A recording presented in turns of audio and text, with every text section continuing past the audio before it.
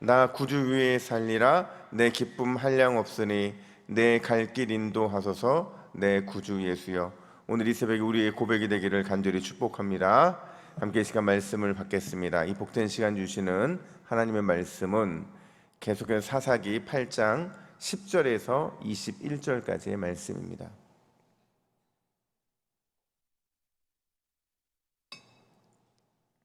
구약성경 373면에 있는 창세기 8장 10절에서 21절까지의 말씀, 기드온의 쓴뿌리 두 번째, 함께 이 제목으로 말씀을 받겠습니다. 10절부터 21절까지 교독합니다. 그때에 세바와 살문나가 갈골에 있는데 동방 사람의 모든 군대 중에 칼든 자 12만 명이 죽었고 그 남은 15,000명 가량은 그들을 따라와서 거기에 있더라. 적군이 안심하고 있는 중에 기드온이 노바와 욕부와 동쪽 장막에 거주하는 자의 길로 올라가서 그 적진을 치니 세바와 살문나가 도망하는지라. 기드온이 그들의 뒤를 추격하여 미디안의 두 왕 세바와 살문나를 사로잡고 그 온 진영을 격파하니라. 요아스의 아들 기드온이 헤레스 비탈 전장에서 돌아오다가 숫곳 사람 중 한 소년을 잡아 그를 신문하매 그가 숫곳의 방백들과 장로들 77명을 그에게 적어준지라. 기드온이 숫곳 사람들에게 이르러 말하되 너희가 전에 나를 희롱하여 이르기를 세바와 살문나의 손이 지금 내 손 안에 있다는 거냐. 어찌 우리가 내 피곤한 사람들에게 떡을 주겠느냐 한 그 세바와 살문나를 보라 하고 그 성읍의 장로들을 붙잡아 들가시와 찔레로 숫곳 사람들을 징벌하고 분우엘 망대를 헐며 그 성읍 사람들을 죽이니라. 이에 그가 세바와 살문나에게 말하되 너희가 다볼에서 죽인 자들은 어떠한 사람들이더냐 하니 대답하되 그들이 너와 같아서 하나같이 왕자들의 모습과 같더라 하니라. 그가 이르되 그들은 내 형제들이며 내 어머니의 아들들이니라. 여호와께서 살아계심을 두고 맹세하노니 너희가 만일 그들을 살렸더라면 나도 너희를 죽이지 아니하였으리라 하고 그의 맏아들 여델에게 이르되 일어나 그들을 죽이라 하였으나 그 소년이 그의 칼을 빼지 못하였으니 이는 아직 어려서 두려워함이었더라. 세바와 살문나가 이르되 내가 일어나 우리를 치라. 사람이 어떠하면 그의 힘도 그러하리라 하니 기드온이 일어나 세바와 살문나를 죽이고 그들의 낙타 목에 있던 초승달 장식들을 떼어서 가지니라. 아멘. 어느 울창한 숲에 사슴 한 마리가 있었다고 해요. 근데 사슴이 물을 먹으러 갔다가 그 시냇물에 비춰진 자신의 모습을 보면서 자신의 두 가지 모습을 보게 되는데 장엄하고 아름다운 뿔을 보면서 너무나 큰 감탄을 하게 됩니다. 나한테 이런 대단한 뿔이 있다니. 또 자신의 말라 비틀어진 두 다리를 보면서 한편으로는 비참한 생각을 하게 된 겁니다. 나는 왜 이렇게 다리가 얇을까? 나는 이렇게 볼품없이 얇은 다리를 가져야만 하는 것일까?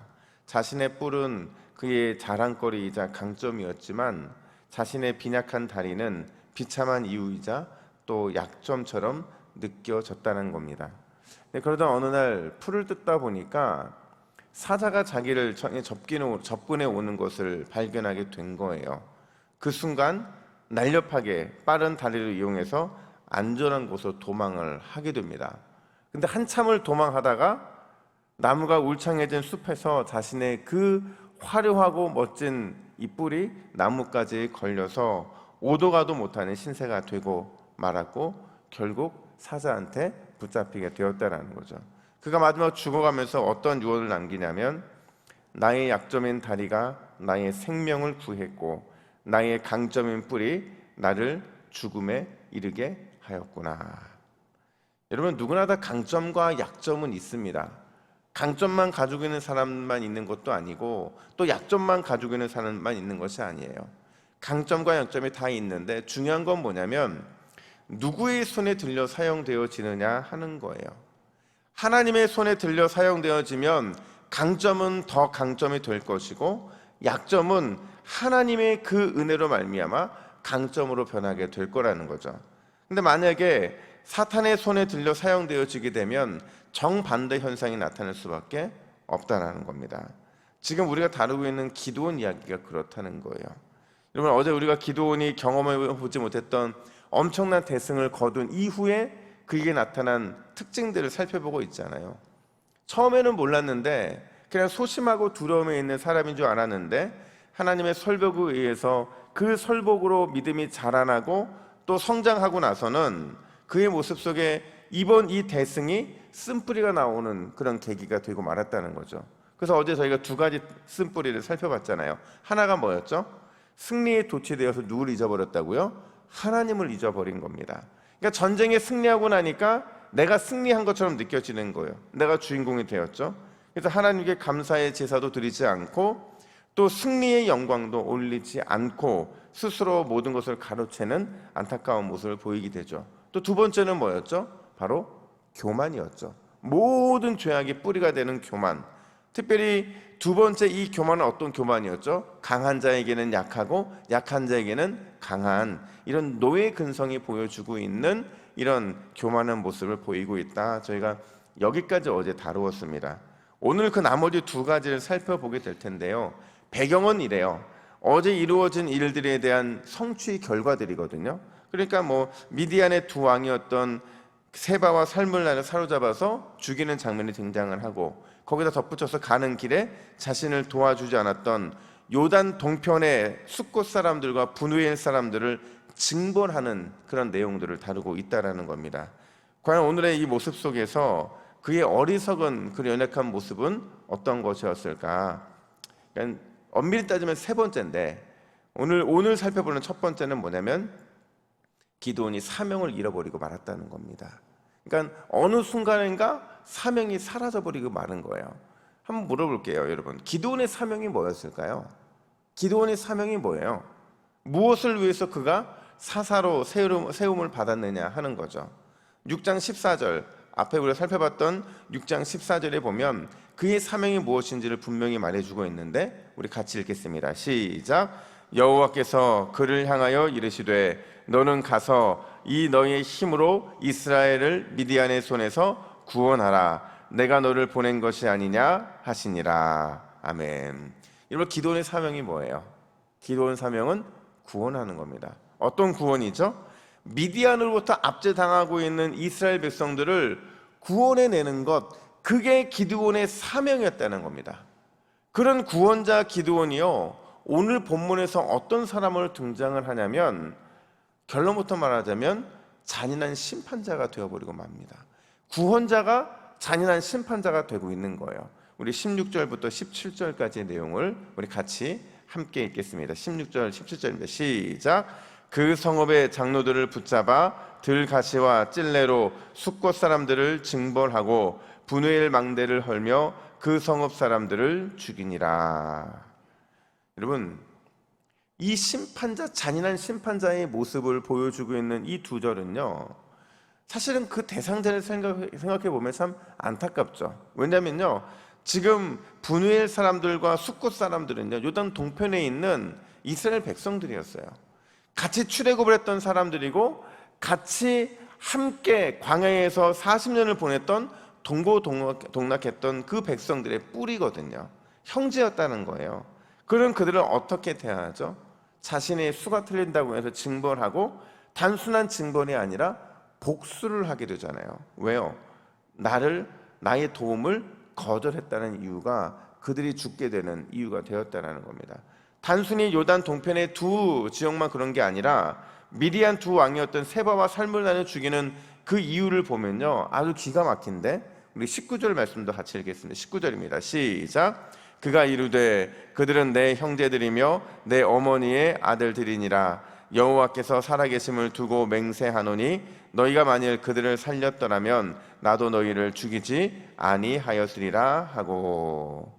지금 무슨 얘기를 하고 있냐면요, 너희를 죽여야 될 이유가 있는데 그게 뭐냐면 너희들이 과거에 죽였던 그 사람들이 내 친형제들이고 내 어머니의 아들들, 내 형제들이라는 거예요. 그러니까 지금 살물나하고 이 그 세바라는 미디안 두 왕을 죽이는 이유가 어디에 있다고요?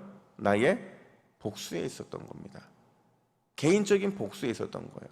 그러니까 어제 사실은 여러분 딱 21절에서 끝났으면 좋았을 텐데 7장 22절로 그 나머지가 전쟁의 나머지가 이루어지는 걸 보면서 어떤 느낌이 들었냐면, 야, 뭔가 이유가 있겠구나.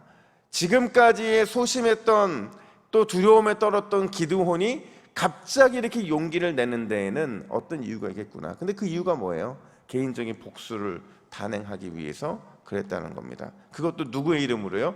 여호와의 이름으로, 여호와의 이름을 자신의 권력을 남용하는데 사용하고 있다는 거죠.